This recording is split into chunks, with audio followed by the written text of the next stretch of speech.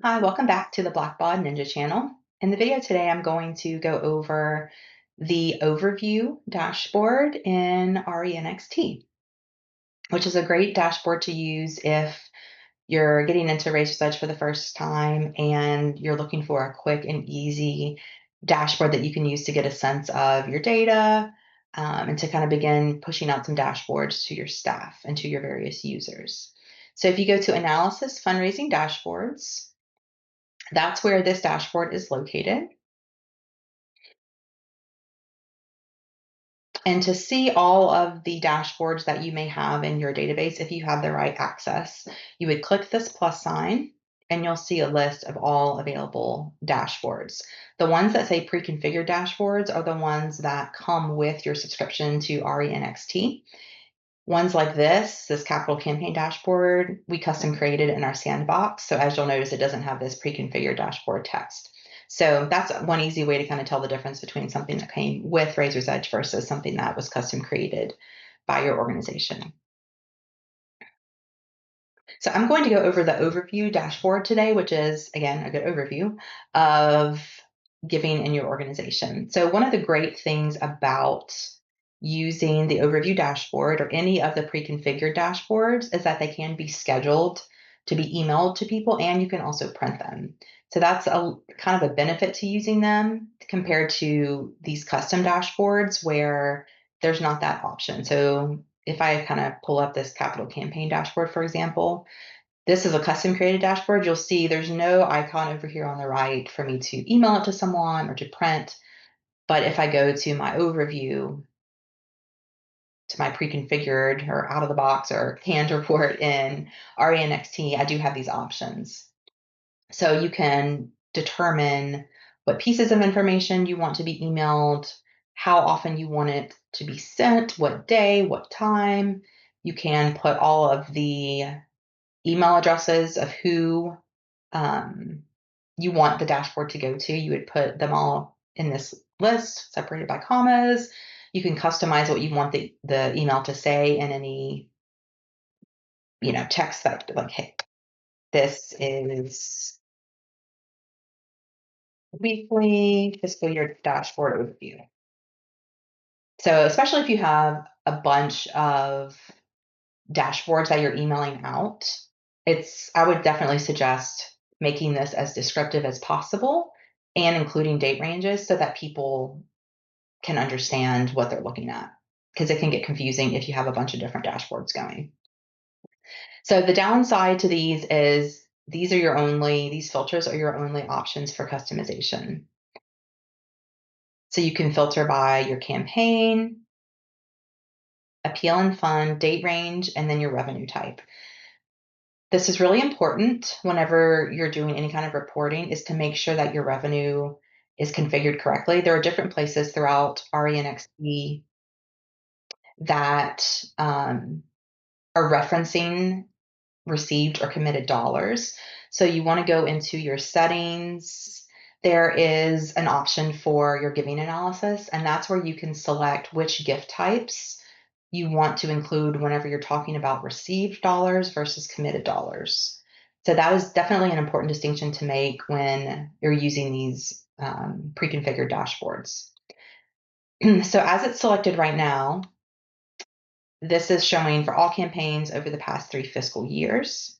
And you can definitely, even if I put this all the way back to 2020, it's still going to give me a 3-year comparison, which is nice. So just something to think about whenever you're selecting your date ranges and your campaigns is to make sure that the date ranges for your campaigns and the gift dates you have selected here make sense. Otherwise, you may be including or excluding some data that you may not want to. So it gives you this total here for revenue, which again is based on this revenue type. Total number of gifts, the average gift, and then the past due is, your pledge balance.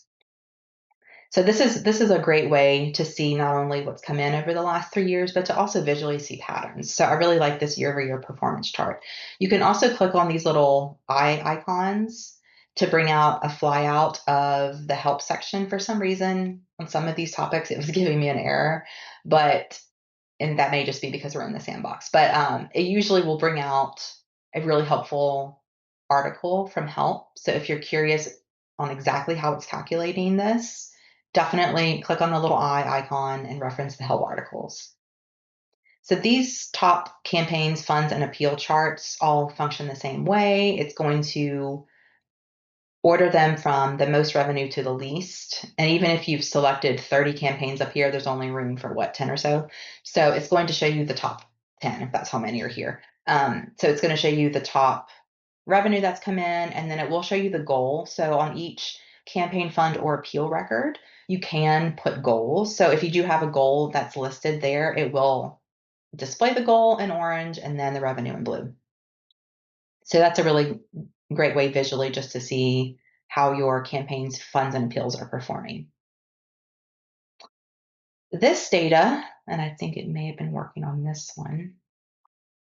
So this is kind of an example of if you click the eye icon because you're curious about what this is calculating and how it's calculating, then you can kind of click that and this will pop up and you can see what these charts are calculating. So this is really helpful if visually you want to see who is giving. So it'll show you, okay, it looks like a majority of our dollars are coming from I think that's the alumni. And then, okay, the other good chunk don't have constituent codes. So that's what's helpful too about viewing data visually is that you can kind of see holes or inaccuracies in your data. So that may be something where I'd say, oh, okay, there's 21 gifts where the person doesn't have a primary constituent code. We need to go fix that. So same thing here. The alumni are bringing in the most revenue, but then again, we have about $200,000 where these people or constituents are not coded with a code. Then we probably need to go fix that. So definitely this can be helpful in a variety of ways. You can also, if you highlight, it'll show you. So if you're curious just to compare your board or your staff or your volunteers, that can be another helpful way to kind of interact with the data.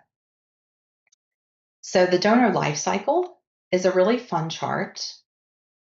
This is definitely one that I suggest viewing the help article on so that you understand what they mean when they say acquired or retained or recaptured.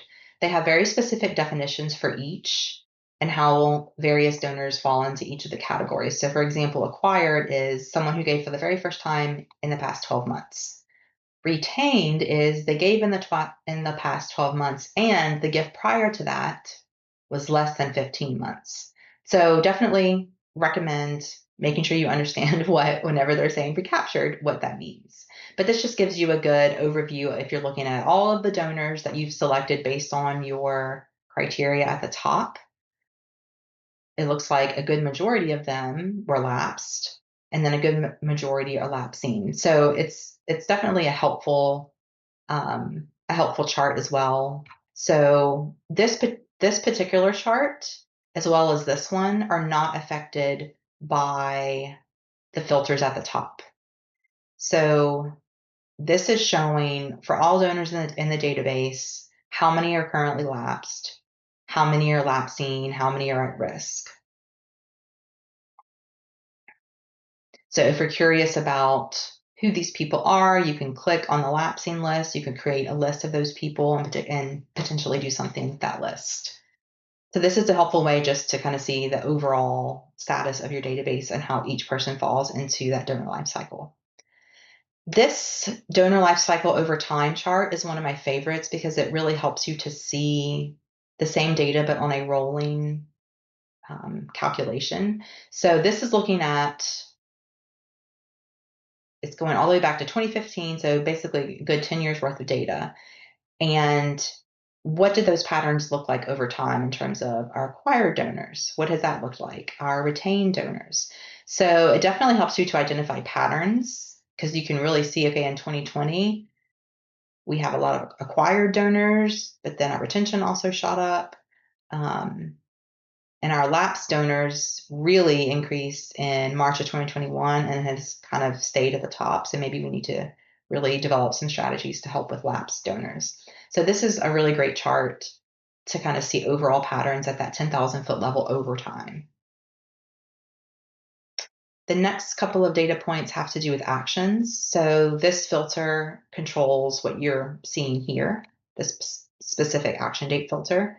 So you can really see, okay, actions that are in this date range, how many are past due, how many are coming, how many have been completed, and then you can select if you want to view your meetings or your phone calls. Blackbaud identifies the meetings and phone calls as high value actions. So you can come in here and kind of read and learn a little bit more about that. But these are kind of considered to be ones that have the most value in terms of action types. So this kind of can show you some patterns of what's happening with your actions. If you wanted to go back to 2020, let's see. I don't know how much data is in here. Okay, well, great. So you can definitely update your date ranges to see, really over time, how have we been doing, which is really helpful if you just hired new fundraising staff and you want to see, okay, we had a whole bunch of fundraisers 5 years ago. What types of activity were they doing? How much was being entered into the system? And that may help you with, metric or goal setting for this year. And the last chart on this dashboard is opportunities. This one is also not affected by the dashboards at the top or the filters at the top.